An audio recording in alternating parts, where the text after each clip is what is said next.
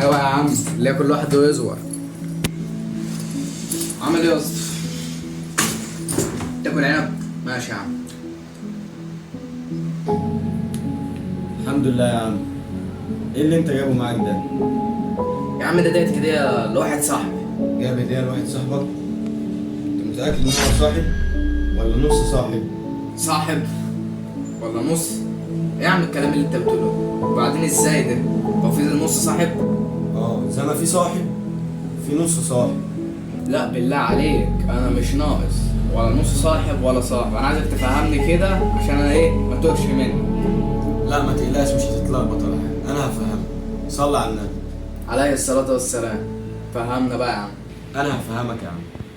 كان في راجل زمان شاف ابنه واقف وسط لمه وصحبه كدابه.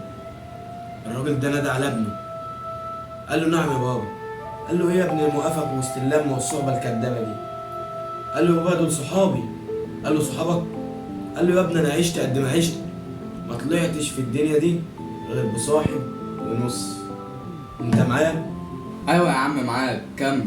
بالصدفه الملك كان ماشي جنب البيت، سمع الراجل ده وهو بيقول لابنه كده، راح للوزير بتاعه قال له يا وزير.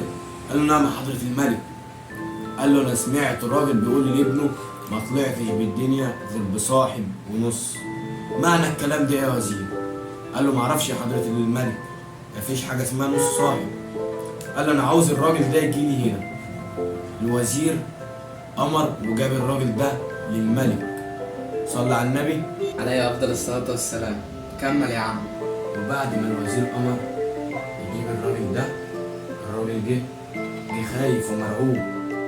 الملك قال له تعالى، سأله انت كنت بتقول لي لابنك انا ما طلعتش في الدنيا دي غير بصاحب ونص، ايه معنى كلمة نص صاحب دي؟ الصاحب عارفينها، في حاجة اسمها نص صاحب؟ الراجل ضحك كده قال له يا حضرة الملك دي ما تتحكيش، دي تتعاش. قال له تتعاش؟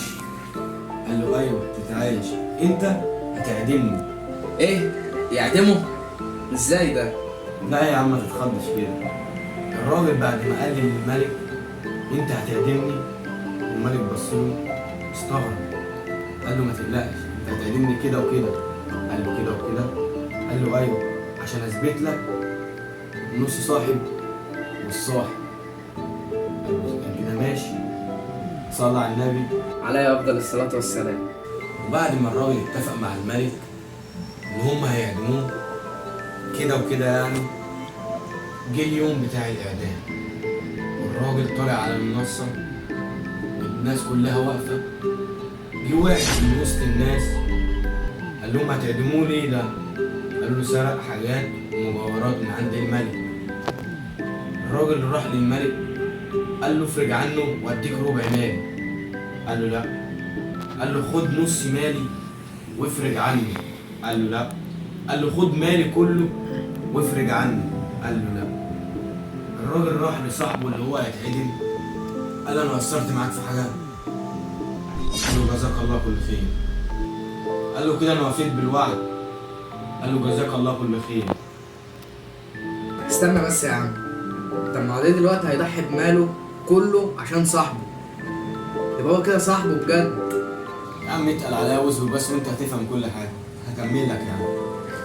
جه راجل يجري من وسط الناس من بعيد قال لهم في ايه في ايه؟ بتعدموه ليه ده؟ قالوا له سرق مجوهرات من عند الملك. قال له انا اللي سرقتها. قال له احنا لقيناها في بيته. قال له انا اللي حطيتها. قال له هتتعدم. قال لهم وانا موافق. الراجل اللي بيتعدم شاور للملك كده، الملك وقف الاعدام ووقف كل حاجه. الملك قال له ما فهمتش. الراجل قال له فهمت.